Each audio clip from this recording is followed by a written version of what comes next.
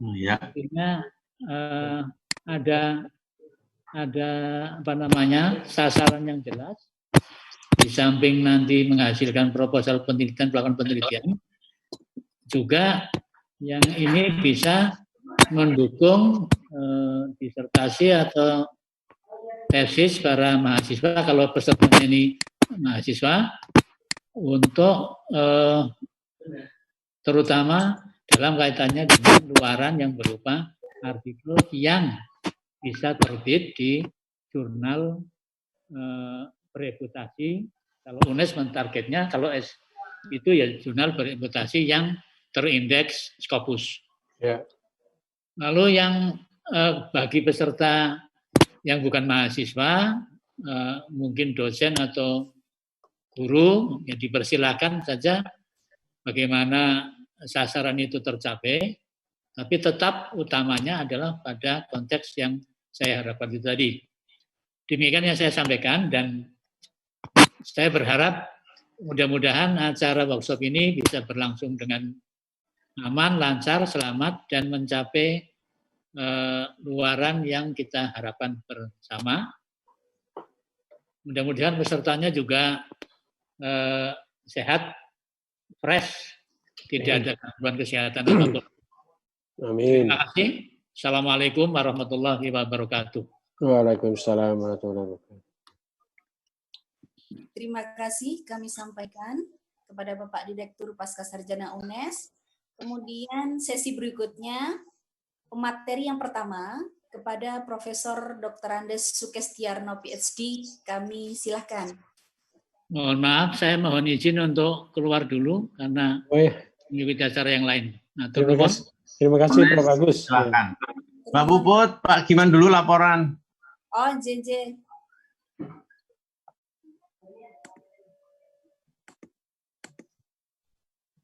Pak Giman di-unmute, Pak Melji. Pak Sugiman, namanya siapa ya, Pak? Sugiman, MUNY. Oh ya. Monggo, Bapak. Baik, terima kasih. Bismillahirrahmanirrahim. Assalamualaikum warahmatullahi wabarakatuh.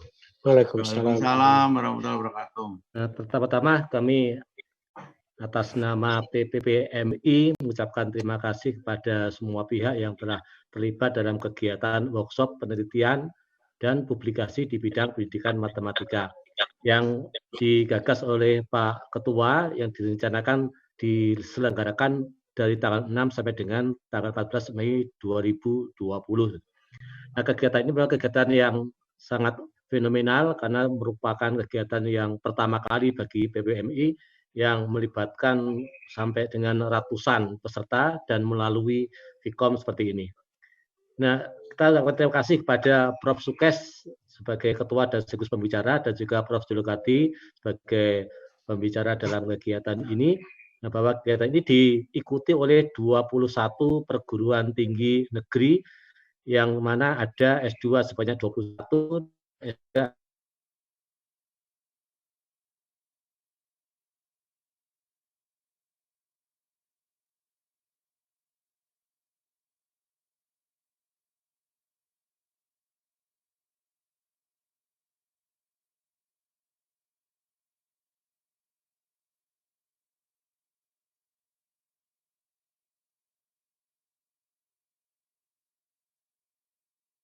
juga yang terdiri dari setiap prodi bisa mengirimkan 1 sampai 7 mimpi seperti itu. Dan tak lupa terima kasih kepada panitia, teman-teman dari UNES yang sudah bekerja keras sehingga bisa terlaksananya kegiatan seperti ini. Itu saja yang kami sampaikan. Semoga acara ini bisa memberikan manfaat bagi semuanya. Assalamualaikum warahmatullahi wabarakatuh.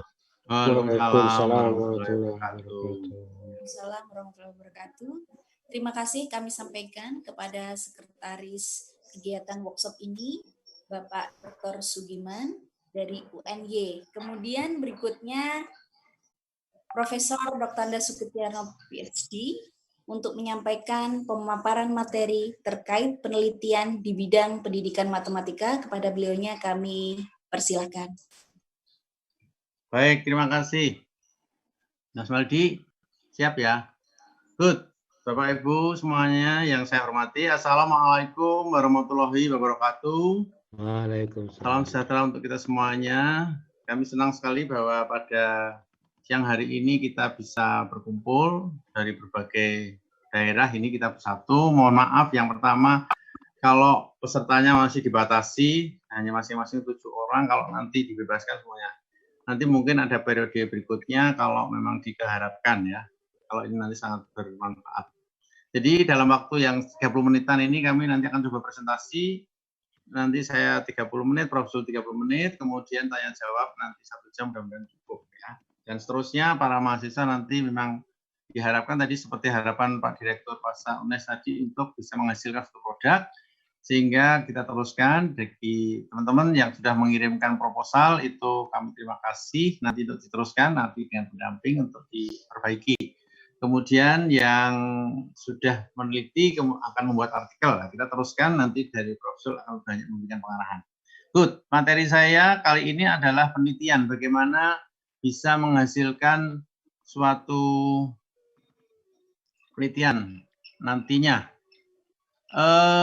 Melihat ya tulisan saya ini sekarang saya sudah share screen untuk kelihatan ya Pak Mas Maldi sudah ya sebelumnya adalah mayoritas partisipan saya matikan audionya Bapak. Siap kalau begitu, tapi ini sudah dilihat ya tulisan sudah, saya. Pak, sudah. Siap. Jadi saya komunikasikan. Good. Pada umumnya penelitian-penelitian yang sudah kita lihat itu hasil penelitian yang pada S1 nih saya mulai ya. Banyak kan masih menyorot pada perbandingan.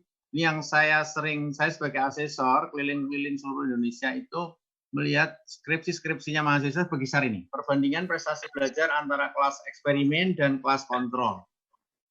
Kalau yang atau pengaruh penerapan suatu strategi terhadap suatu pembelajaran sehingga nanti juga skenarionya eksperimen kontrol. Yang kedua, kalau mau kualitatif analisis kesulitan belajar siswa dalam menyelesaikan soal cerita misalnya itu kualitatif. Dan ada juga yang masih menulis tentang PTK, meningkatkan hasil belajar.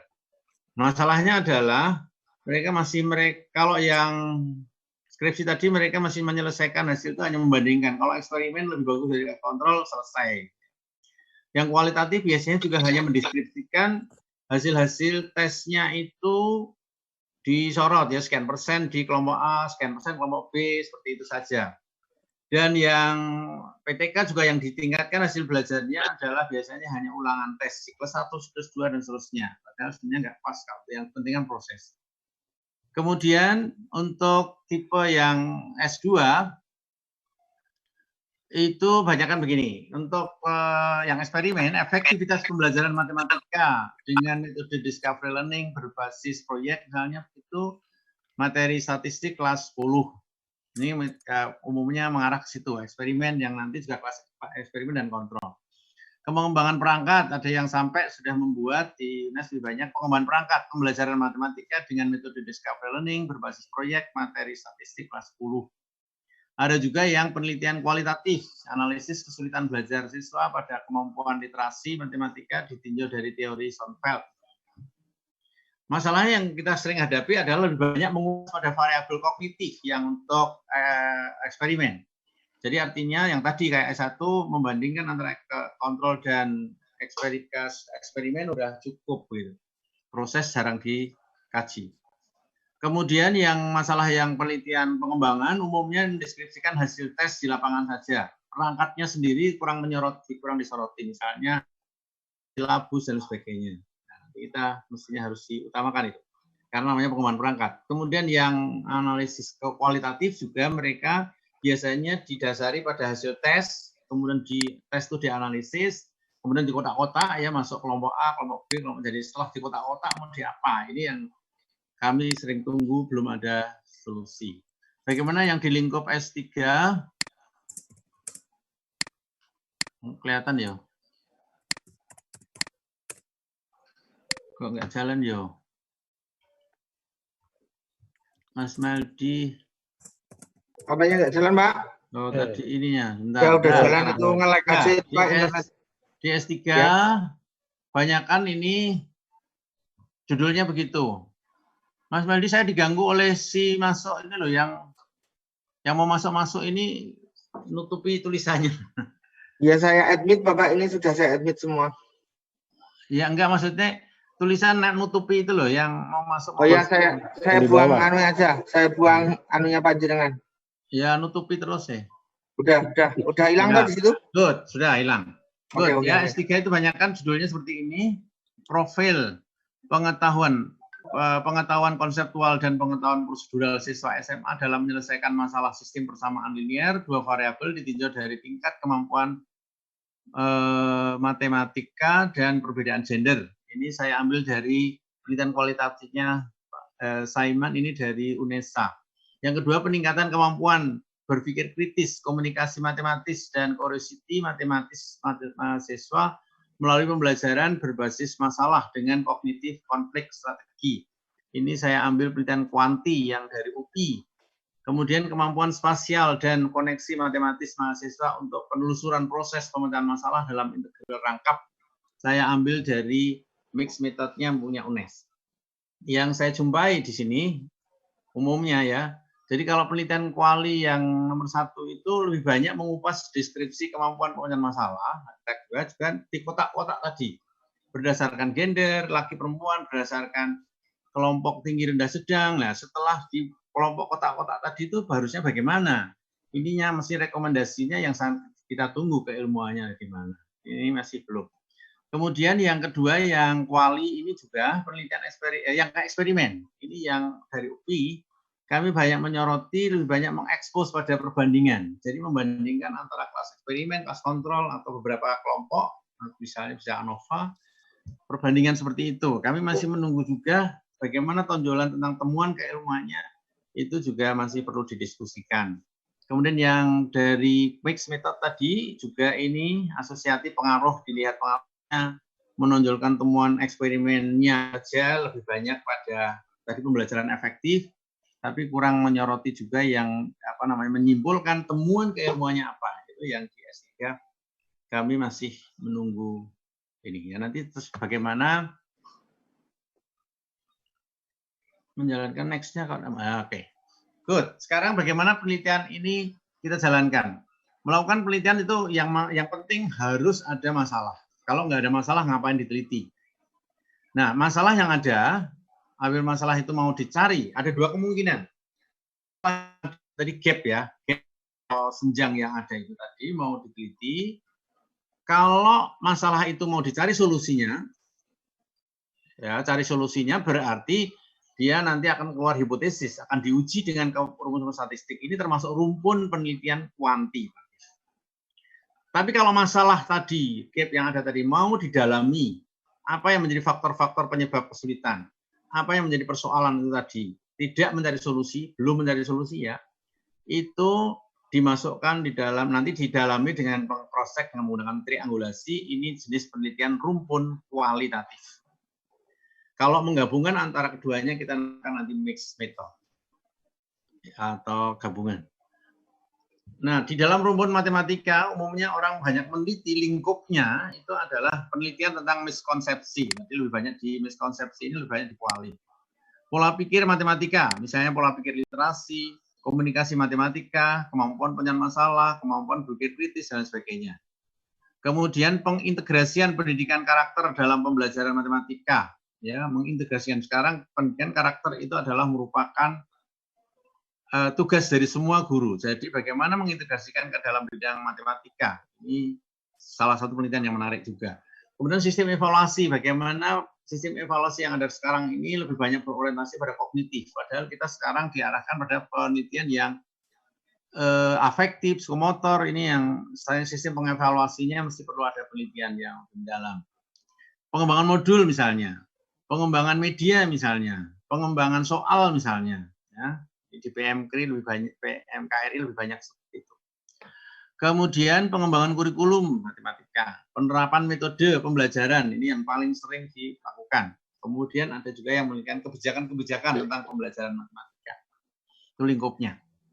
Mari kita lihat definisinya, pengertiannya tadi. Saya ambil dari bukunya dari UNY itu siapa? Pak Sugiono. Penelitian kuantitatif diartikan sebagai metode penelitian yang digunakan untuk meneliti pada kondisi objek hasil eksperimen. Jadi yang kondisi yang tidak alamiah. Ada eksperimennya, karena ada gap, ada masalah, sehingga perlu ada sesuatu solusi. Lah, solusi itu dieksperimenkan, nanti diuji dengan rumus-rumus statistik. Itu ciri khas dari penelitian kuanti. Kami ambil contoh misalnya efektivitas pembelajaran matematika dengan metode PBL berbasis media kartu, materi operasi hitung kelas 8. Ini ada efektif. Jadi tujuannya adalah mencari pembelajaran efektif. Kita nanti definisikan pembelajaran efektif itu kayak apa. Kemudian pengertian yang namanya penelitian kualitatif itu artikan sebagai suatu metode penelitian yang digunakan untuk meneliti pada kondisi objek yang alamiah. Sesuatu yang alamiah. Di mana peneliti adalah sebagai instrumen kunci. Teknik pengumpulan datanya dilakukan secara triangulasi dalam rangka melakukan cross-check. Yaitu wawancara, observasi, atau dokumentasi. Data yang diperoleh cenderung kualitatif. Analisis datanya bersifat induktif, ya. Jadi cenderung nanti melihat secara induktif untuk mengambil suatu kesimpulan. Dan yang paling penting dalam penelitian kualitatif tadi, dalam melihat gap, dalam mempelajari secara teori-teoritis, lebih banyak kekuatannya di teori, ya. Ini lebih sulit dibanding dengan penelitian kuanti. Akhirnya harus menemukan suatu hipotesis atau harus menemukan suatu keilmuan, apa sih temuan dari kualitatif tadi, sehingga melahirkan sesuatu, modifikasi satu keilmuan atau melahirkan sesuatu yang penting. Ini yang jarang sampai ke sana. Kualitatif mereka lebih banyak mendeskripsikan saja, ya, tadi yang dikatakan mengkotak-kotak. Saya ambil contoh judulnya, evaluasi tingkat kemandirian belajar siswa kelas 7 terhadap materi konsep PBL, materi geometri. Jadi kita melakukan evaluasi sesuatu yang kondisi alamiah yang sudah selesai, kemudian kita analisis kenapa siswa kurang bisa menyelesaikan soal cerita. Kemudian metode campuran, yaitu suatu penelitian yang tadi menggabungkan antara kuanti dan kuali secara berurutan bisa, secara bersama-sama bisa, ya, sekuensial atau secara embedded. Kami ambil contoh judulnya analisis kemampuan literasi matematika ditinjau dari jiwa entrepreneurship dan efektivitas penerapannya dengan model bantuan proyek materi aritmatika sosial. Ya, kualitatifnya di mana? Ini sekuensialnya menurut saya adalah kuali dulu baru kuanti. Kualinya adalah bagaimana menganalisis kemampuan literasi anak-anak itu bisa melahirkan entrepreneurship-nya akan bisa mampu memberikan kemampuan literasi matematika dalam artian jiwa. Bagaimana entrepreneurship-nya orang matematika. Kemudian eksperimennya efektivitas pembelajaran tadi dengan metode proyek. Itu materi aritmatika sosial, ya. Metode penelitian pengembangan adalah suatu proses yang digunakan untuk mengembangkan dan memvalidasi produk penelitian, ya. R&D itu selalu cirinya adalah berbasis produk, harus ada produknya. Langkah-langkah yang dilakukan itu dinamakan siklus, ya. Jadi kalau Bock and Gall 1983 itu dengan menggunakan 10 langkah, ya. Nanti di bawah ada. Contohnya misalnya pengembangan perangkat pembelajaran matematika dengan metode pembelajaran problem solving berbasis JAS, jelajah alam sekitar, materi geometri kelas 7. Ya, pengembangannya apa nih? Yang dikembangkan perangkatnya nanti ya mulai dari silabus, RPP, bahan ajar, alat evaluasi, sampai seterusnya. Kemudian nanti eksperimennya adalah pembelajaran PBL itu diterapkan. Ada juga misalnya judul pengembangan e-modul, jadi hanya modul saja, atau pengembangan soal ya berbasis JAS sebagai penunjang pembelajaran mandiri materi geometri misalnya. Itu pengembangan. Nah, tadi saya menyebut eksperimen metode pembelajaran misalnya dengan menggunakan efektivitas pembelajaran, makanya rumusan masalahnya apakah pembelajaran matematika dengan metode PBL berbantuan media kartu, materi operasi hitung kelas 7 itu mencapai efektif tadi karena judulnya efektif pembelajaran. Saya mendefinisikan pembelajaran dikatakan efektif itu ada 3 tahap ini. Jadi kita membuat skenario-nya adalah 2 kelas ini ya, kelas eksperimen dan kelas kontrol. Pembelajaran dengan nanti RPP, silabus dan sebagainya itu sudah dibuat berbasis dengan metode PBL berbantuan media kartu. Kita ukur nanti, kita lihat, kita amati, X1-nya itu afektifnya, misalnya kemandirian belajarnya, X2-nya misalnya keterampilannya, psikomotornya, kemudian Y-nya itu adalah kognitifnya, misalnya kemampuan pemahaman masalahnya, atau prestasi belajarnya.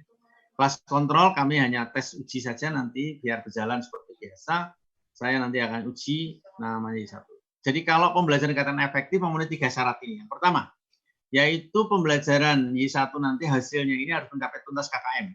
Secara statistik ya, tidak semuanya, tapi secara statistik. Nanti ini diuji dengan menggunakan one sample test. Yang kedua, Y1 kelas eksperimen tadi ini hasilnya harus lebih baik daripada Y2 di kelas kontrol. Yang ketiga, bahwa X1, X2 afektif psikomotor ini tadi yang diprogramkan dengan PBL dan bantuan ini tadi kita amati itu berpengaruh positif terhadap kemampuan Y1-nya ini. Nah, ngolahnya karena itu pakai uji statistik kita menggunakan, jadi tujuannya yaitu 3 tadi kita untuk mendapatkan tuntasan ini diuji dengan one sample test kalau menggunakan SPSS. Kalau Y1 lebih baik daripada Y2, kita biasa yang tadi dikatakan eksperimen lebih bagus dari kontrol dengan uji T independent test. Kalau kita ingin melihat pengaruh X1 dan X2, ini hasil pengamatan terhadap Y1, kita kerjakan dengan analisis regresi. Itu pembelajaran efektif. Kemudian kalau kita melihat pembelajaran pengembangan yang disarankan oleh Bock and Gall, itu ada 10 langkah. Kalau pakai, biasanya matematik pakai PLOM, atau pakai Tyagarajan itu ya, atau 4D, 4D itu, ini sebenarnya sama juga ya.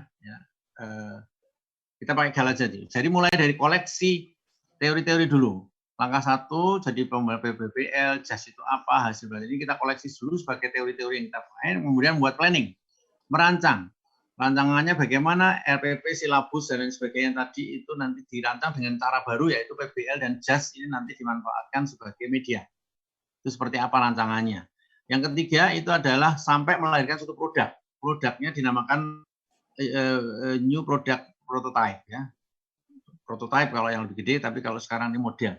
Jadi produknya berupa bahan ajar, misalnya RPP, silabus, media, dan evaluasi. Kemudian produk itu diuji cobakan. Biasanya kami menggunakan uji cobanya menggunakan pakar. Para pakar itu pembimbing dan dosen-dosen untuk melakukan, dan teman sejawat guru itu memvalidasi dari hasil produknya. Kemudian melakukan revisi perbaikan. Yang keenam diuji lagi, uji secara terbatas. Biasanya kita membentuk tim kecil gitu ya. Untuk melakukan sebelum di lapangan dicobakan dulu itu nanti apakah sudah memenuhi, atau bisa juga dengan melakukan FGD kalau mau. 6, 7 perbaikan, 8 uji coba lagi di lapangan. Di lapangan diterapkan dengan model baru tadi, yaitu seperti diefektifkan tadi sampai pembelajaran efektif tadi. Menguji efektivitasnya langkah 8. Nah, langkah 9, 10 ini adalah revisi, 10 itu diseminasi lebih luas. Ini sampai S3 biasanya. Kalau S2 kami biasanya hanya sampai langkah ke-8. Itu kami kerjakan sampai di lapangan. Itu pengembangan perangkat pembelajaran. Nanti pengembangan modul itu biasanya kalau tidak diterapkan sampai lapangan ya sampai langkah ke-6. Ya, sampai diuji coba terbatas saja. Kalau pengembangan modul atau pengembangan soal atau pengembangan media lainnya. Ya, kalau pelajaran sampai 8. Itu kalau menggunakan pengembangan. Ini perangkatnya tadi sudah saya katakan, yaitu valid perangkat. Ini langkah keempat tadi. Uji praktis itu adalah uji terbatas. Ini kelas micro teaching tadi. Apakah nanti respon siswa oke, guru mengajar sesuai dengan perangkatnya. Kemudian yang ketiga ini yang diuji. Ini nanti menggunakan uji efektif. Efektif tadi udah. Jadi ini semuanya nanti pembuktiannya dengan menggunakan kuantitatif ya, lebih banyak ke rumpun, ini termasuk rumpun kuanti. Nah, 10 langkah melakukan penelitian pengembangan perangkat pembelajaran matematika dengan metode PBL berbasis proyek materi ini adalah ini tadi judulnya. Ya, itulah tadi sekitar yang perselingkungan di penelitian S1, S2, S3 ya. Kita terutama yang S2, S3. Kemudian lebih mendalami lagi penelitian kualitatif itu yang mana, yaitu masuk penelitian yang belum jelas. Untuk memahami makna di balik data yang tampak. Jadi di balik masih banyak samar-samarnya begitu yang nanti akan didalami. Kita udah membuat suatu teori, kajian teori baku, tapi nanti di lapangan ternyata cross-check-nya triangulasi tadi nggak pas, ya bisa berubah. Kalau pas pasti mendukung. Memahami perasaan orang, mengembangkan teori, meneliti proses berpikir, meneliti tingkat berpikir orang, memastikan kebenaran data, meneliti sejarah perkembangan, memahami interaksi. Ini umumnya lingkup penelitian kuali. Kalau penelitian rumpunnya adalah jenisnya nanti ada metode kasus, ada penelitian dengan metode fenomenologi, ada penelitian deskriptif kualitatif, ada juga deskriptif asosiatif. Nah, kalau penelitian kuanti itu kondisinya adalah sesuatu yang dikondisikan, karena memang kita sudah tahu gap-nya, kita tahu permasalahannya, dan kita mencari suatu solusi. Oleh karena itu belajar dari teori-teori yang ada, kita mendapatkan suatu solusi, senjatanya kita temukan, makanya kita eksperimenkan. Untuk eksperimen kita menguji hipotesis yang ada itu ya. Uji hipotesis nanti lebih banyak dibantu oleh rumus-rumus statistik. Proses penelitian mengikuti prosedur yang telah dirancang. Jadi urutannya sudah terstandar. Subjek yang diteliti, data yang dikumpulkan, sumber data yang dipakai sesuai dengan perencanaan sebelumnya. Jadi sudah distandarisasi. Beda dengan kuali ya, semuanya bisa berubah. Peneliti menempatkan diri secara terpisah dengan objek. Ya, peneliti itu bisa orang lain yang mengerjakan, skenario-nya kita yang mengerjakan. Tapi kalau kuali, dirinya sendiri peneliti itu sebagai subjek, jadi harus terlibat di dalamnya. Yang kelima, analisis data yang dilakukan setelah semua data yang diperoleh itu langsung dikumpulkan, dianalisis, diuji. Kemudian hasil penelitian berupa generasi, suatu simpulan, suatu generasi yang bisa diturunkan. Oke. Strategi penelitian eksperimen,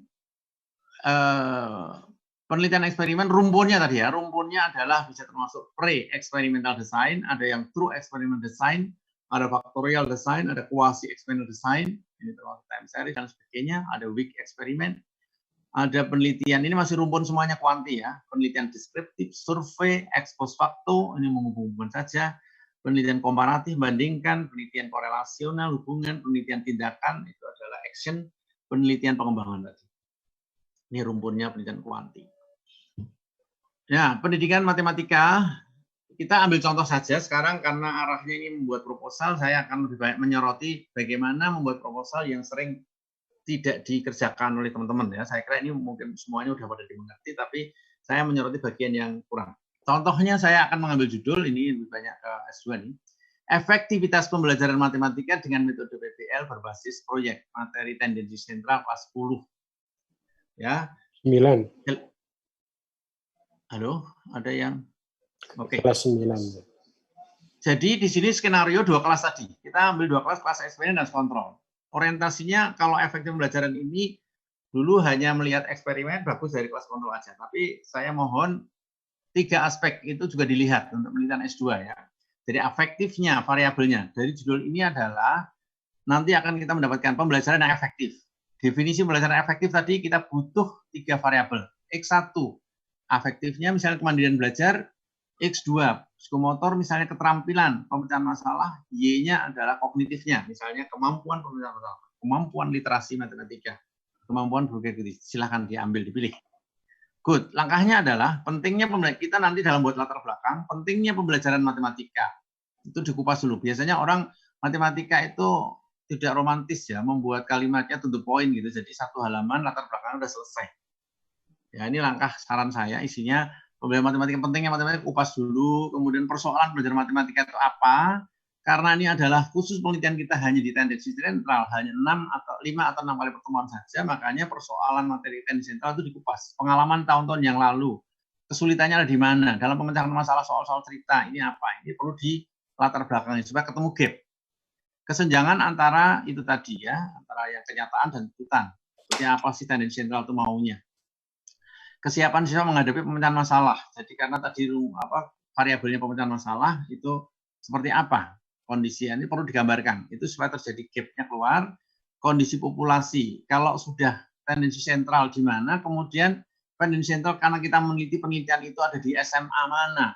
Ya, SMA Negeri 1 Semarang. Ya, itu nanti dikupas. Kondisi anak itu seperti apa di situ. Pengalaman meneliti atau konsultasi dengan gurunya yang ada di sana, anak-anak kondisinya gimana dalam mengerjakan soal statistik tendensi sentral pengalaman yang lalu, kesulitannya ada di mana. Itu perlu digambarkan supaya kita masuk di lingkup populasi, jangan umum ya.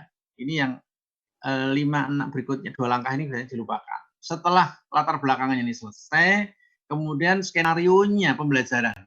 Kita akan menerapkan senjatanya tadi, eksperimennya adalah PBL berbasis proyek. PBL berbasis proyek itu seperti apa skenario-nya? Anak itu mau diapakan nanti? Dengan PBL bagaimana, berbasis proyek itu gimana? Perlu dideskripsikan dikit skenario-nya di latar belakang itu. Nanti ini akan dikupas lagi di kerangka pikir. Kemudian baru dirumuskan masalahnya, rumuskan tujuannya, rumuskan. Ini urutan sebaiknya diisi. Ini bisa berisi 3-4 halaman kalau diuraikan. Kemudian isinya kajian teori apa?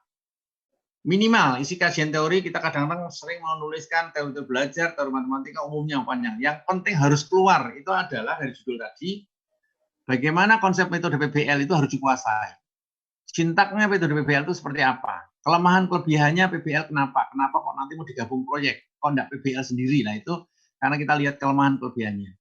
Kemudian kita menggabungkan tadi proyek ya, makanya kita dalami dulu pembelajaran dengan proyek itu seperti apa. Ini perlu ada teorinya. Sintaknya pembelajaran dengan proyek itu seperti apa? Ada teorinya, kelemahan kelebihan kalau perlu ada dikupas. Dari kedua ini perlu dikawinkan. Bagaimana skenario yang tadi saya katakan skenario. PBL berbasis proyek itu yang peneliti itu mau menggabungkan seperti apa? Dikawinkan seperti apa? Itu nanti ini akan muncul langkah-langkah sintaknya ini nanti akan keluar di RPP. Kita lihat RPP-nya seperti apa? Apakah sudah menggabungkan dua teori ini? Nanti akan dilihatkan. Kemudian teori tentang hasil belajar. Hasil belajar tadi yang mau diambil apa? Hasil belajar kita bagi menjadi 3 aspek ya, afektif, psikomotor, dan kognitif. Misalnya, dari afektifnya saya ambil penelitian kita kemandirian belajar. Ini nanti diamati. Dari psikomotornya kita ambil keterampilan pemecahan masalah. Jadi bagaimana dia memecahkan masalah, terampilnya seperti apa itu diamati. Kemudian kognitifnya kita ambil kemampuan pemecahan masalah, hasil tesnya. Ini perlu ada teorinya juga, supaya indikator-indikator yang diamati, indikator yang diteskan itu semuanya nampak. Ini penting 1, 2, 3, 4, kemudian teori pembelajaran efektif itu yang seperti apa, kajian penelitian terdahulu untuk kajian, kemudian kerangka pikir ini, yang sering mengulangi lagi ya, kerangka pikirnya seperti apa. Jadi semuanya ini nanti kerangka pemikirannya seperti apa, kok bisa efektif pembelajaran itu. Nah ini kerangka pikirnya saya garis bawahi, dalam rangka merumuskan hipotesis, berpijak dari perumusan masalah penelitian. Pada rumusan tersebut memuat variabel-variabel penelitian dan desain solusi penelitian yang diprogramkan. Pada kerangka pikir, akhir bab 2 ini mendeskripsikan skenario penelitian atau eksperimen yang akan dilakukan berdasarkan teori-teori yang telah dikupas. Hasil pemikiran tersebut melahirkan suatu hipotesis. Jadi misalnya begini, dengan adanya tadi proyeknya itu diberikan dulu dalam bentuk modul misalnya, diberikan kepada anak, nanti diberikan kepada soal-soal, dipelajari lebih dulu di rumah skenarionya dengan modul, proyeknya dikerjakan pada saat tatap muka, baru nanti dibagi kelompok-kelompok langsung untuk mendiskusikan apa yang sudah dipelajari di rumah. Skenario misalnya seperti itu, sehingga nanti guru tidak mengajar tapi guru sebagai fasilitator betul. Misalnya skenario seperti itu tuh perlu. Ya itu, dengan cara seperti itu, kalau saya memberikan anak tugasan dari rumah, kemandirian belajarnya sudah terbentuk dari rumah. Dan sebagainya. Ini nanti skenario supaya menghasilkan pembelajaran tuntas, lebih bagus dari kontrol, kemudian adanya pengaruh X1, X2 terlebih tadi, itu bisa dihipotesiskan di sini. Oke, kemudian metode pembelajarannya, bagaimana isinya Pak Rualingko, populasi sampel itu dijelaskan. Saya kira tidak masalah, ini variabelnya jelaskan tadi, yang kita ambil kemandirian, keterampilan, pemecahan masalah, kemampuan, dan kita definisi sudah ada. Nanti indikator-indikatornya perlu disebutkan di sini, di bab 3, cara ambil datanya gimana, X1, X2 diambil secara observasi, Y diambil secara tes. Olah datanya bagaimana, untuk mengukur ketuntasan belajar tadi, kita menggunakan one sample t-test, untuk melihat perbandingan Y1 lebih besar daripada Y2 tadi, kita nanti menggunakan independent t-test. Untuk melihat pengaruh itu kita melihat analisis regresi. Ini proposal ini yang salah satu contoh, nanti kalau proposal pengembangan atau proposal mixed method itu ya nanti harus sesuai dengan teorinya tadi. Itu nanti mungkin dari segi tanya jawab bisa kita perdalam atau ada hal yang perlu didiskusikan. Bapak Ibu mahasiswa saya kira menerima, tapi kalau teman-teman dosen nanti ada yang informasi saya ada yang masih didiskusikan, silakan ditanyakan, boleh. Ada hal. Matur nuwun, nanti kita tunggu selanjutnya. Saya kembalikan kepada moderator untuk mengatur selanjutnya. Terima kasih. Wassalamualaikum warahmatullahi wabarakatuh. Waalaikumsalam warahmatullahi wabarakatuh.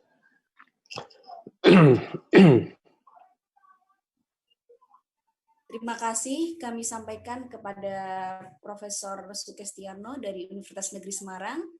Kemudian berikutnya pemateri kedua, Prof. Zulkardi dari Universitas Sriwijaya. kepada moderator 2, Ibu Neti, kami persilahkan untuk memandu pemateri kedua, Prof. Zulkarsi dari Universitas Sriwijaya. Silakan, Bu Neti. Terima kasih Bu Puput. Terima kasih kepada Bapak Profesor Dr. Nusika Siarna atas penjelasannya mengenai macam-macam penelitian di bidang matematika.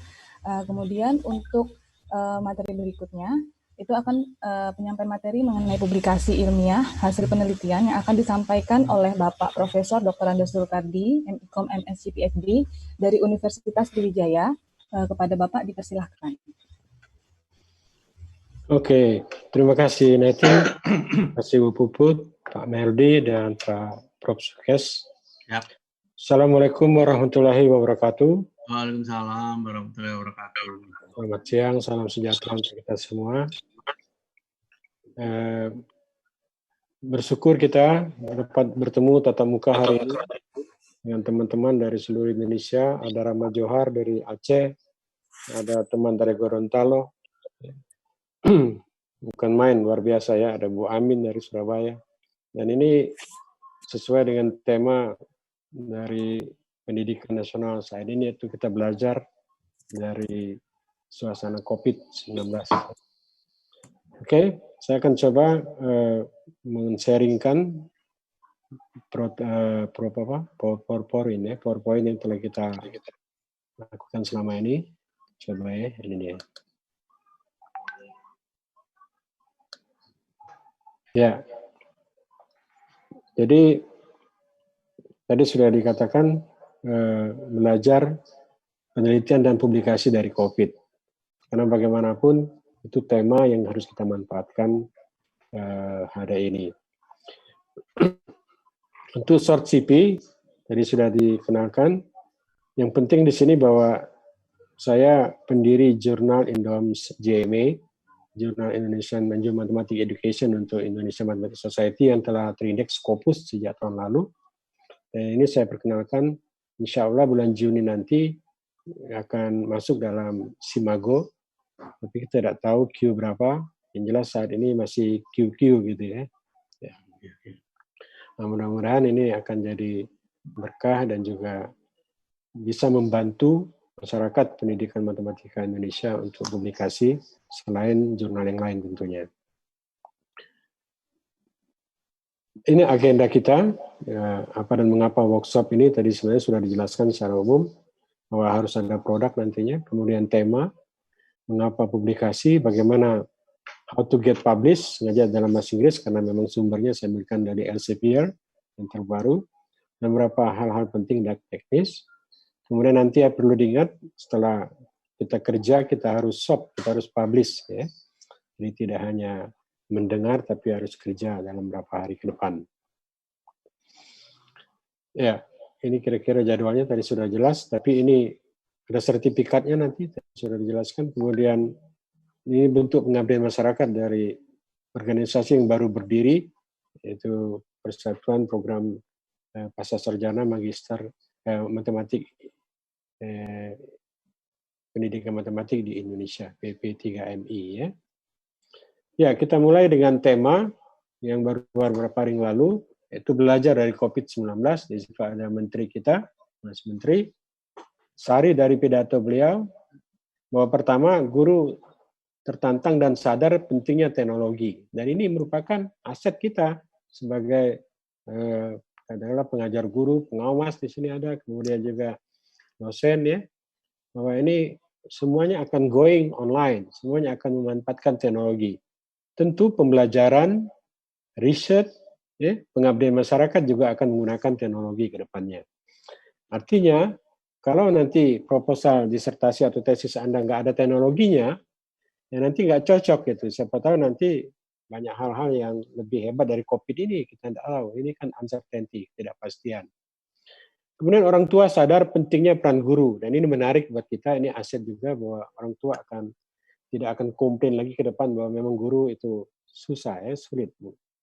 Kemudian siswa sadar, ya, penting kolaborasi itu antara siswa, guru, dan juga masyarakat tentunya. Dan masyarakat sadar pentingnya disiplin, ini juga untuk kita semua tentunya. bagaimana disiplin untuk self distancing, kemudian cuci tangan, kemudian pakai masker dan lain-lain, itu norma dan ini untuk menjaga kesehatan. Saya kira bagus ke depan untuk dicermati terus tentunya. Dan terakhirnya Pak Menteri bilang bahwa belajar itu tidak mudah. Nah inilah saatnya berinovasi. Inovasi merupakan kunci dari riset sekarang. Karena Menteri yang baru sekarang menekankan bahwa penelitian tidak hanya publikasi sebenarnya, tapi juga inovasi. Ada barang baru, ada kebaruan di situ yang nanti bermanfaat bagi masyarakat banyak. Nah, berinovasi dalam suasana seperti ini adalah bagaimana kita memanfaatkan situasi, konteks, data, informasi dari COVID-19 ini. Ya misalnya begini, kalau misalnya Anda mahasiswa yang belum buat proposal, silakan aja desain bahan ajar baru misalnya sebagai contoh yang tadi sudah dijelaskan oleh Prof. Sukes. Dengan konteks, ya karena saya orang realistik matematik, orang PISA yang memang selalu berusaha bermateri atau membuat materi itu dengan memulai dengan suatu konteks. Gunakan konteks COVID-19 ini. Kalau dia sudah ada proposalnya, disertasi sudah jalan, tesis sudah jalan, tapi belum selesai, tambahi, redesign bahan ajar baru dengan COVID, sehingga nanti disertasi Anda, tesis Anda itu mengandung COVID. Karena nanti pada saat ujian, ujian terbuka, tertutup, orang akan nanya, apa kaitannya dengan COVID? Gitu. Oh, saya bilang, ini sudah lama dibuat sebelum COVID. Oh, nggak dikaitkan dengan COVID. Saya kira begitu. Jadi Anda harus fleksibel, bagaimana mengaitkan disertasi, tesis Anda, bahkan untuk dosen pembina, kalau Anda, kita semua tahu bahwa dana penelitian dari Ristek Dikti juga di-stop semuanya, kecuali yang pasca sarjana. Yang lain boleh tidak di-stop asal menggunakan penelitian itu untuk COVID-19. Luar biasa kan? Luar biasa. Pemerintah pun mengajar kita bagaimana memanfaatkan COVID-19. Nah, untuk sederhana saja untuk matematik, misalnya sebagai contoh konten yang berkaitan dari framework PISA, dari kata bilangan misalnya, banyak sekali angka, number di internet, masalah infected number, death number, ya, kemudian yang sembuh, kemudian juga ODP, dan lain-lain. Belum lagi nanti kalau di geometrinya, bentuk virusnya, zona merahnya, ya, semuanya space, ya, shape dan space. Untuk check relationship tentu fungsi eksponensial, fungsi linear, kemudian fungsi pertumbuhan dan lain-lain itu semuanya sudah ada di pelajaran SMA yang dulu konteksnya tidak real, sekarang konteksnya real. Kita gunakan konteks baru yang real ini. Atau statistik dan probabilitas, ya, uncertainty dan data, ketidakpastian itu setiap hari sekarang ini kan, kapan selesai, kapan landing, kapan berakhir, ya. Bahkan kita ini bakal kena nggak, kita nggak kena nggak, semuanya ketidakpastian. Nah ini kita untuk mengajak kita berpikir bersama, yang bisa dijadikan bahan pembelajaran. Oke, tentu itu kaitan dengan riset. Setelah riset dilaksanakan, kenapa kita harus publikasi? Nah ini sangat penting. Bahwa ada istilah varies or dead.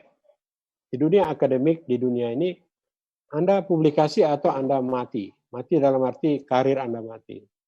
Anda tidak akan pernah promosi. Di Malaysia itu sebagai contoh, belum tentu di luar negeri yang lain. Di Malaysia saja setahun nggak publikasi dicopot. Gitu ya. Nah, kita juga dalam 3 tahun kalau profesor nggak promosi atau nggak publikasi juga kita dipotong. Tapi memang molor-molor motongnya gitu. Dan juga rektor KPI ini.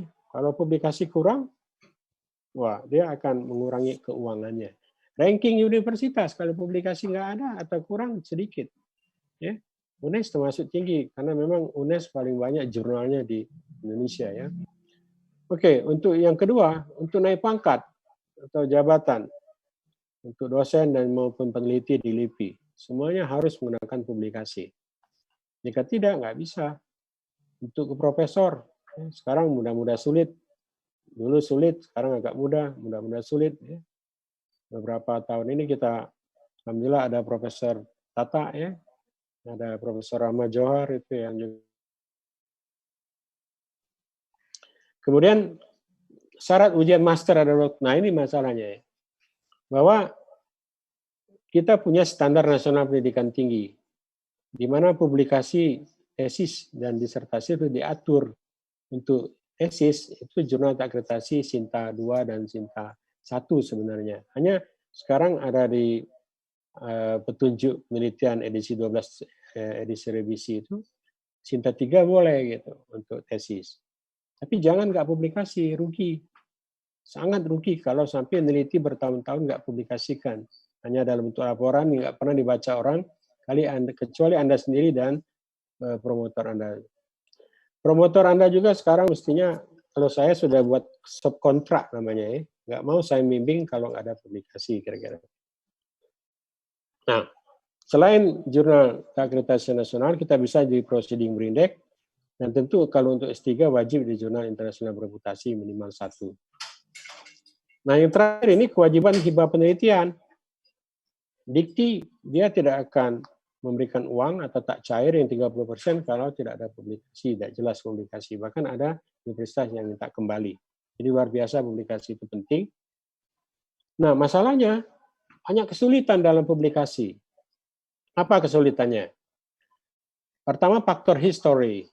Karena kadang-kadang kita ini sebagai alumni universitas yang enggak harus riset. Universitas yang cukup ngajar, IPK selesai dapat, tamat. Atau kadang-kadang mungkin buat paper, taruh di hard disk atau di flash disk, tamat. Tapi tidak pernah publikasi. Tapi kalau research university, seperti universitas yang besar di Amerika atau di Eropa, bahwa tanpa publikasi Anda nggak akan pernah tamat. Gitu. Kurang motivasi, kurang insentif. Nah ini menarik. Tapi sekarang sudah banyak beberapa universitas kasih, kalau masuk di Q1, Q2 dapat uang sekian. Itu insentif namanya. Kemudian riset kurang bermutu untuk dipublikasikan. Nah ini tadi sudah dibicarakan oleh Prof. Sukes. Memulailah dari satu masalah yang memang diperlukan untuk solusinya. Kalau riset kita tidak ada yang baik hasilnya, tidak merupakan solusi bagi masalah, susah untuk dipublikasikan. Riset yang bermutu itu riset yang menghasilkan kebaruan, riset yang menghasilkan delta. Nah, kemudian sulit publikasi karena sibuk kadang-kadang ya. Kita banyak ngajar sana-sini, cari uang, kita banyak misalnya kerjaan yang lain, sehingga nggak sempat lagi riset. Atau terlalu idealis, karena sekali dipulangin orang, dikritik oleh reviewer editor, langsung frustrasi. Nggak mau, akhirnya sudahlah, nggak salah nanti dikritik lagi oleh editor. Padahal di-reject beberapa kali pun nggak ada masalah, apalagi hanya dikritik. Itu justru untuk kebaikan. Nah, bagaimana untuk publish? Ini menarik, ini dari Elsevier yang baru keluar tahun 2020. Sederhana sebenarnya, ada beberapa hal. Pertama, good manuscript. Manuscript itu maksudnya paper, cikal bakal jadi artikel. Itu harus di dalam scope, dalam ruang lingkup. Jadi kalau kita mau masuk ke jurnal tertentu, kita lihat aim dan scope-nya. Tujuan dan lingkupnya apa? Kadang-kadang memang aneh. Dia minta untuk tujuan khusus untuk penelitian kualitatif, sedangkan penelitian kita kuantitatif. Nah ini dia langsung ditolak. Jadi kita harus lihat dulu tujuannya. Kemudian tipe-tipe artikel yang terima itu ya harus kita lihat. Kita baca, oh ternyata mau begini ya. Oh, ternyata mau fokusnya di produk, ternyata fokusnya mau di model. Oh, fokusnya misalnya mau di proses. Oh, dia mau harus banyak gambar misalnya. Jumlah pembaca. Jumlah pembaca perlu kita lihat ya. Artinya berapa banyak yang akan baca dari artikel kita. Kemudian hot topics. Jadi dalam memilih jurnal kita lihat topik-topik yang sedang ada, yang baru dipublikasikan, yang lagi tren. Jangan sampai kita mengumpulkan artikel, teman submit artikel yang bukan topik dengan mereka. Kemudian, how to get published. Yang kedua, yaitu supaya kita mengikuti etika, atau other publication ethic. Yang pertama, kita jangan sampai plagiat. Sorry. Plagiat itu ya mencuri. Jurnal menetapkan biasanya sampai 10% dari item ticket. Ada yang 20%, ada yang 15%. Artinya kita betul-betul hasil kerjaan sendiri. Bakal ketahuan, karena memang salah satu SOP dari jurnal itu adalah melihat sejauh mana dia sama dengan orang lain. Kemudian jangan pernah kita submit ke jurnal lain kalau kita sedang submit ke jurnal yang lain. Yang satu ya, karena mengingat sering terjadi di sini diterima, di sini diterima, itu dianggap tidak etis. Sorry. Kemudian kita bisa mensitasi artikel kita sendiri kalau memang itu penting, dan itu maksimum 20%. Itu boleh. Ya. Self citation namanya. Nah, ini yang penting hindari guest dan ghost author. Artinya begini, kalau dia bukan masuk komite pembimbing, jangan coba-coba masukkan nama orang itu di tulisan situ, nanti akan jadi masalah. Atau misalnya kaprodi atau dekan, tak tolong masukkan namanya. Jangan. Ya. Nanti itu akan menyalahi Anda sendiri ketika Anda, sebagai contoh, Anda misalnya ajukan untuk naik pangkat sebagai syarat khusus ke guru besar, nanti dicek satu-satu siapa orang ini. Oh, ini pembimbingnya oke. Oh, ini pembimbingnya oke. Loh, ini kok kampusnya lain, diceknya lain. Oh, ternyata ini pembuat artikel yang bayar misalnya. Ini bahaya. Itu akan dipulangkan gara-gara itu. Kemudian good manuscript itu kalau mengikuti author guide. Saya ingat Pak Min dari Dikti, ketika pelatihan pertama kali saya ikuti bagaimana menulis supaya bisa diterima, itu saya ikuti author guide, dia bilang baca author guide jurnal itu. Nanti kita di guide-nya satu persatu, mulai dari apa yang bakal diterima, template yang bagaimana, ukuran huruf, karena sekali dia nggak sesuai template langsung di reject. Ya. Ukuran huruf nggak pas, reject. Kita minta, kita buat 2 kolom, sedangkan jurnal itu minta 1 kolom langsung di reject, nggak sesuai dengan guide.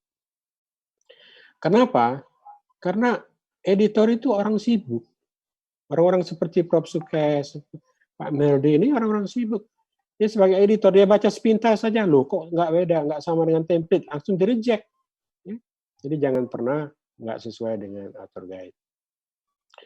Nah, ini yang penting. Inilah strukturnya ya, dari artikel yang secara umum, secara internasional disepakati, sering disebut dengan IMRAT, karena di situ ada kata introduction, methods, result, and discussion. Itu materi intinya.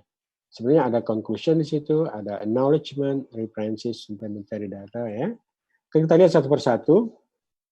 Judul itu tadi sudah banyak judul dicontohkan Prof. Sukes. Itu judul penelitian. Judul penelitian itu memang maksimum 12 kata. Tapi kalau judul untuk artikel, ya, itu kalau bisa sependek mungkin gitu. Kenapa? Karena judul inilah yang nanti akan memancing orang untuk stop ketika dia online, dia surfing online, diceknya, oh judulnya menarik, baru dia stop. Kalau tidak, dia terus ke judul-judul yang lain. Kalau Anda terlalu panjang judulnya, waduh. Nah, judul yang menarik seperti contoh judul Eat, Pray, and Love, Julia Robert. Orang dengan judul Eat, Pray, and Love langsung tertarik untuk membaca. Oh itu sebagai contoh. Kalau judulnya ada kata analisis, itu sudah merupakan kata yang redundant. Kata pengaruh misalnya. Jadi judulnya langsung fokus kata-kata intinya sebenarnya, atau keywordnya. Nah, abstrak tujuan, metode, hasil, dan kesimpulan itu minimal. Kalau bisa ditambah ada saran di ujung sedikit atau latar belakang satu kalimat, itu menarik. Jangan sampai kurang dari yang inti ini. Keyword juga, itu juga jangan lebih dari 5 ya, untuk searching. Nah, bagaimana cara ngecek keyword kita bagus? Kita coba, kalau pendidikan ini nyobanya di Google atau di Eric, ketikkan keyword kita. Kalau banyak, berarti bagus keyword kita ya. Nah, terus pendahuluan. Itu tadi sudah ada sebenarnya dari Pak Sukes, ya, harus mengandung state of the art dari penelitian sebelumnya. Nah, state of the art ini artinya apa? Keterkinian. Kalau riset Anda tidak terkini, ya, itu otomatis mudah di-reject. Ya. Karena kalau bukan terkini, otomatis dia tidak ada kebaruan. Ya. Nah, sekarang bagaimana reviewer mengeceknya bahwa dia terkini atau tidak? Itu nanti dari referensis. Makanya di layar itu hanya judul, abstrak, dan referensis. Gitu. Kadang-kadang referensis sangat penting. Kalau referensis Anda nanti usang, maka bisa dikatakan state of the art-nya nggak ada. Atau kalau referensis Anda semuanya berbahasa Indonesia, tapi Anda mau masukkan di jurnal internasional bereputasi, bohong bakal diterima. Nah, ini hal yang sangat penting ya. Kemudian harus ada kebaruan yang mengisi gap analisis tadi, ada gap di situ, dianalisis apa kira-kira yang diperlukan, sehingga betul-betul riset ini mengisi kebaruan tadi. Kemudian tujuan dan penelitian yang manfaat yang jelas, ya, itu akhir dari introduction, biasanya sebelum metode. Jadi kalau reviewer itu ngecek dulu, sebelum metode ada nggak tujuannya? Loh, kalau tujuannya nggak ada, gimana orang ini mau nulis artikel yang baik, misalnya sebagai contohnya. Nah, ini juga metode, sangat penting. Saya kalau nge-review, kebetulan sering nge-review juga jurnal dan artikel, metode ini sangat, kalau hanya satu paragraf langsung dicoret, udah nggak beres ini. Metode yang baik, dia harus trackable, bisa diulangi oleh seluruh peneliti di dunia ini, dan hasilnya akan sama. Dan intinya memang nanti akan ada kayak tulisan wartawan, 5W1H. Siapa yang diteliti, di mana penelitiannya, kapan penelitiannya, apa data yang diteliti, mengapa ini harus data ini, dan bagaimana prosedurnya. 5W1H. Nah, data itu nanti harus valid. Isinya, kontennya, kemudian teorinya juga. Teori harus tepat. Bicara tentang tadi misalnya fraction, maka teorinya harus tentang fraction. Kemudian bahasa, walaupun bahasa kadang-kadang nggak terlalu masalah karena orang matematika bahasanya bagus-bagus. Apakah praktis? Ya produk yang kita dipakai itu level berapa TKT-nya kalau di dikti? Atau bisa nggak dipakai prototipenya? Jangan sampai nanti meneliti nggak bisa dipakai. Efektif. Nah, tadi dijelaskan oleh Prof. Sukes apa efek. Ya. Efek itu artinya kalau katakanlah produk itu dicobakan, kemudian dilihat efeknya, oh ternyata anak-anak mampu berpikir di level tingkat tinggi dengan menggunakan produk itu. Gitu. Ya, misalnya materi HOTS yang begitu. Nah, data harus triangulasi, minimal ada 3, sama seperti tripod itu. Jadi lucu kalau ada penelitian disertasi, datanya hanya angket gitu. Oh, nggak bisa ya. Jadi harus banyak datanya, saling mendukung, saling menunjang, supaya kokoh dia, kuat. Dan bagaimana menganalisisnya dikasih tahu, karena nanti pembaca pengen tahu gimana sih menganalisisnya, pakai statistik apa gitu. Sumber, hati-hati, metodologi sumber harus jelas. Tadi saya lihat, kayak Bock and Doll itu, itu yang tadi Pak Prof. Sukes itu tahun 83, ada yang terbaru. Kemudian Tiara Jan itu untuk desain riset menggunakan 4D itu sudah nggak dipakai orang sekarang di kalangan jurnal internasional karena sudah level sudah lama. Karena 4D itu kadang-kadang nggak dipakainya di terakhir gitu. Karena itu untuk proyek. Untuk education dia sudah menggunakan Baker misalnya yang terbaru ini atau misalnya Plum tadi dikatakan dan Aker betul. Nah untuk hasil dan discussion, apakah data-data hasil itu mempunyai hubungan yang logis untuk nyampe ke kesimpulan? Artinya betul-betul dia akan berkaitan nanti konsisten dengan kesimpulan. Kemudian perbandingan antara hasil penelitian dengan penelitian sebelumnya itu harus ada. Itulah namanya discussion. Makanya kalau kita cek penelitian mahasiswa dalam discussion itu harus ada kelihatan dia mensitasi tulisan siapa, kemudian yang direferensi itu yang mana, justru harus banyak di situ. Justru di introduction itu sedikit saja teorinya, justru harus banyak di discussion ini. Nah tentu kesimpulan, dia harus konsisten dengan tujuan tentu, sudah sepakat kita. Tapi apakah ditunjang oleh data? Jangan sampai mengklaim sesuatu yang sebenarnya nggak berkaitan dengan data tadi. Gitu. Atau ada kalimat simpulan yang sifatnya ngulang. Atau justru kadang-kadang hasil bukan kesimpulan. Gitu. Atau redundant ya. Ada peluang riset baru, nah ini menarik. Jadi dalam jurnal internasional yang bagus, selalu dalam kalimat-kalimat terakhir itu, dia menantang untuk meneliti lagi. Ini lanjutan dari yang dia teliti.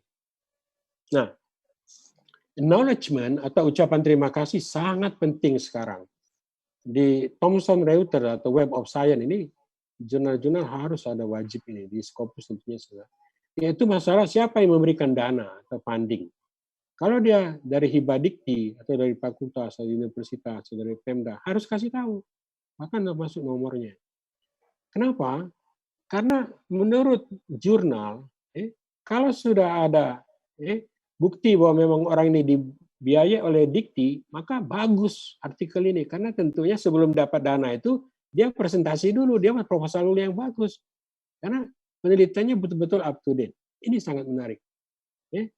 Jadi kalau dia tidak ada dana, ya tetap harus dituliskan. Tapi kecil kemungkinan untuk diterima kalau tidak ada dana. Kecuali kalau memang ini orang-orang ahli sendiri yang sebenarnya sudah tahu, pakar dia. Jadi acknowledgement sangat penting dananya.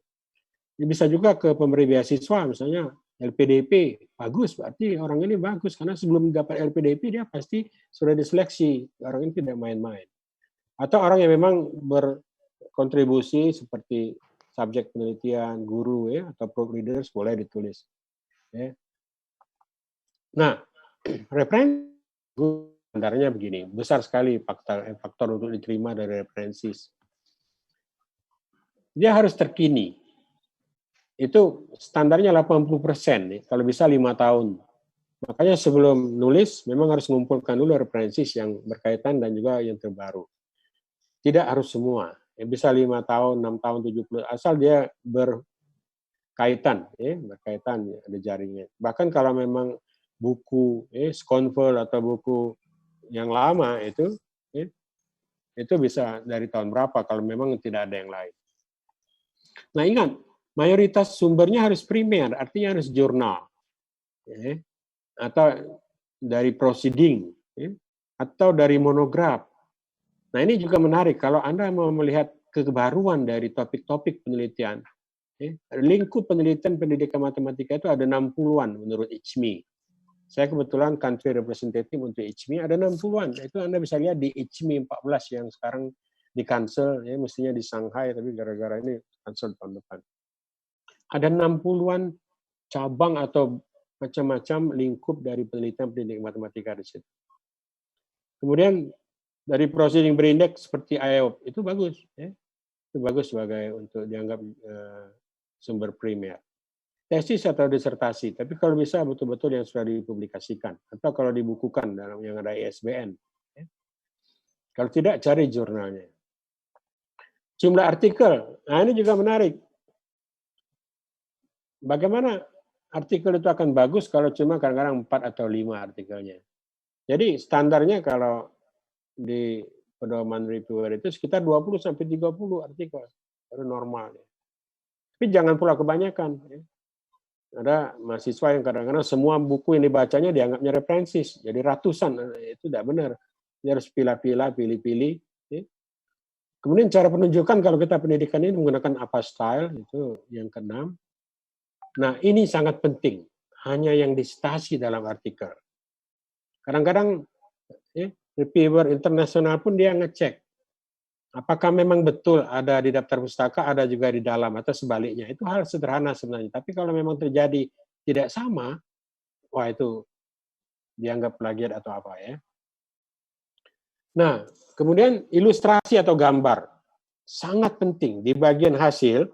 Siapkanlah gambar yang bagus, 1 atau 2 paling banyak, yang jelas, antara gambar tabel atau hasil kerjaan siswa misalnya. Tabel juga tabel yang sudah merupakan informasi, jadi bukan hanya data-data yang hasil dari SPSS. Kalau data-data yang dari SPSS itu justru tidak bagus itu, jadi tidak dianggap bagus. Jadi gambar, one picture is worth 1,000 words. Jadi satu gambar itu bisa membuat orang jadi senang untuk membaca. Kalau semuanya teks, itu juga tidak menarik. Oke. Kemudian bahasa, ini juga sangat penting. Kita, karena ini tujuan kita internasional bereputasi, tentu bahasanya bahasa Inggris ya. Jadi publisher atau jurnal tidak membantu Anda untuk membagusi bahasa. Ini tanggung jawab Anda. Gitu. Maka oleh karena itu harus dipikirkan untuk membantu, ada orang membantu membaca sebelum disubmit. Ingat loh, sebelum disubmit, jangan gara-gara bahasa di-reject gitu. Atau memang dibayar. Jadi kalau ada dana penelitian itu memang sampai juta, 2 juta, 3, memang untuk betul-betul proofreaders. Ya. Kenapa? Poor English ya, membuat sulit untuk editor untuk menerima, akhirnya ke rejection. Kalau editor aja sulit bacanya, apalagi nanti readers membaca kalau bahasa Inggrisnya tidak bagus. Hati-hati dengan kesalahan-kesalahan bahasa Inggris yang lain, seperti ini, grammar. Nanti Anda bisa membeli Grammarly atau masuk ke sana sehingga bisa diceknya. Ya. Kemudian juga, ini sering ada beberapa contoh untuk mengusulkan guru besar, dipulangkan gara-gara grafiknya masih dalam bahasa Indonesia, jurnalnya dalam bahasa Inggris. Hati-hati, memang bahasa Inggrisnya itu sampai ke nama gambar, nama grafik, ya, nama foto. Bahkan kalau kerjaan siswa dalam bahasa Indonesia, tulisan jawaban siswa itu harus kamu terjemahkan di sebelahnya, ya, supaya orang pembacanya bisa membacanya. Bahkan referensis pun, jangan pernah ada referensis yang hanya dalam bahasa Indonesia. Harus diterjemahkan. Ya. Oke. Kemudian yang terakhir mungkin, are you ready to submit? Nah, itu dia ngomongnya. Biasanya sampai 30% bahwa paper yang di-submit itu di-reject. Ya. Belum nyampe ke reviewer, artinya nyampe di editor aja udah di-reject. Kalau jurnal saya itu ada, nah, staff saya itu salah satunya Pak Ruli, ya, bagian editor. Jadi yang dicek lagi pastikan bahwa memang ada novelty di riset Anda. Kalau tidak ada, jangan. Kemudian pastikan bahwa ini bakal menarik untuk pembaca. Pastikan bahwa struktur dari jurnal Anda itu sama, sudah benar properly, ya, sudah tepat sesuai dengan guide. Pastikan bahwa kesimpulan itu sudah ditunjang oleh data. Pastikan bahwa referensi internasional itu dapat diakses. Nah, perhatikan sekarang setiapnya kalau bisa artikel di referensi itu bisa diklik, clickable namanya. Dan kalau tanpa yang tidak bisa diklik, tidak usah. Buku-buku misalnya, buku yang lain-lain, buku lama-lama itu ya, tidak usah dimasukin lagi gitu. Biarin aja Anda pakai itu diam-diam. Tapi yang masuk itu memang jurnal-jurnal yang menarik, yang memang orang tahu. Kemudian juga gambar tadi sudah jelaskan dan juga bahasa Inggris. Nah, tentu hal teknis yang lainnya itu kalau nak mencari jurnal itu di Sinta, ya, di Simago JR, Google Scholar, di Orchid untuk mencari jurnal yang cocok. Tadi baca author guide-nya, kemudian apakah, nah ini juga penting, apakah kita bisa submit atau di invitation. Jadi kayak ZDM itu di Jerman dia invitation, nggak bisa nerima submit langsung. Cek juga impact-nya. Saya lihat di sini ada calon profesor Azari nih dari Malang. Jadi penting untuk mengajukan bahwa artikel itu harus punya impact, karena syarat impact untuk jadi guru besar misalnya itu 0,15 atau 0,25 misalnya. Menangkan template dan juga cek artikel yang sudah terbit. Secara umum teknis yang lain bahwa metode itu paling banyak sekitar 20%, hasil bisa banyak 30%, karena orang mau melihat hasilnya, bukan mau melihat teorinya ya. Pendahuluan paling banyak 20%. Jadi kalau 10 halaman katakanlah riset, pendahuluan itu paling banyak 2 halaman. Jangan lebih dari 2 halaman, itu terlalu banyak. Diskusnya kalau bisa 2 halaman. Kesimpulan cukup 1 halaman. Judul yang menarik. Kemudian abstrak, biasanya ikuti jumlah kata lebih dari 200 kata. Misalnya. Oke, itulah bahan untuk kerja. Silakan tulis artikelmu dari hasil riset yang ada. Kemudian juga silakan berinovasi dengan mendesain atau meredesain menggunakan konteks COVID-19. Kita jadikan wabah virus ini sebagai kekuatan, ya, bukan juga bertahan. Untuk teman pembimbing, ini satu slide. Saya lihat tadi banyak pembimbing ya. Cara mudah untuk mendapatkan rejection yaitu kita biarkan mahasiswa kita nulis sendiri. Jadi jangan pernah lagi kita mengarahkan mahasiswa kita nulis sendiri. Ajak sama-sama, baca sama-sama, karena mereka itu adalah mitra juga. Walaupun mereka nanti nomor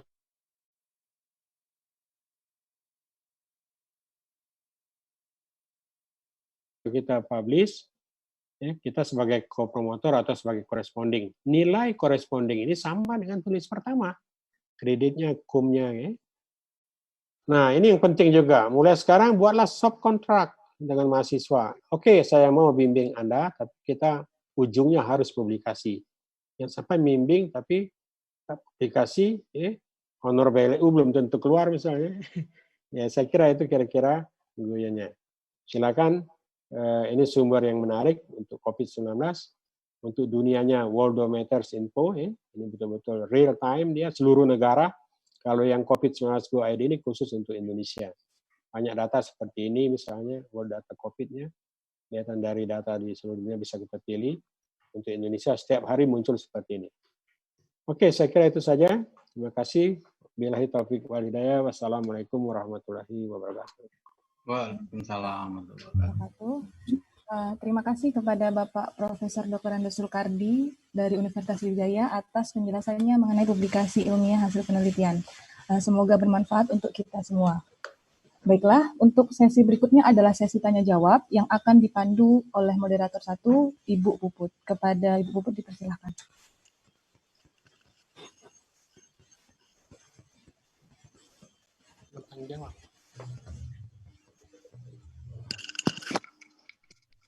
Di dulu. Rasul di unshare dulu. Oke. Terima kasih. Unshare ya. Bu Neti, kita masuk ke sesi tanya jawab. Akan dipandu oleh Dr. Dadang dari UI Bandung. Pada Dr. Dadang kami persilakan untuk memandu tanya jawab dalam workshop kali ini terkait penelitian dan publikasi yang sudah disampaikan oleh Prof. Sulkardi maupun dari Prof. Sukes Tiarno. Silakan, Dadang. Terima kasih, Bu Puput. Assalamualaikum warahmatullahi wabarakatuh. Waalaikumsalam warahmatullahi wabarakatuh. Salam sejahtera bagi kita semua. Bapak Ibu sekalian, kebetulan saya ditugaskan oleh Pak Ketua untuk mendampingi beliau-beliau, di mana kita pada saat ini masuk sesi tanya jawab. Untuk teknisnya, saya kira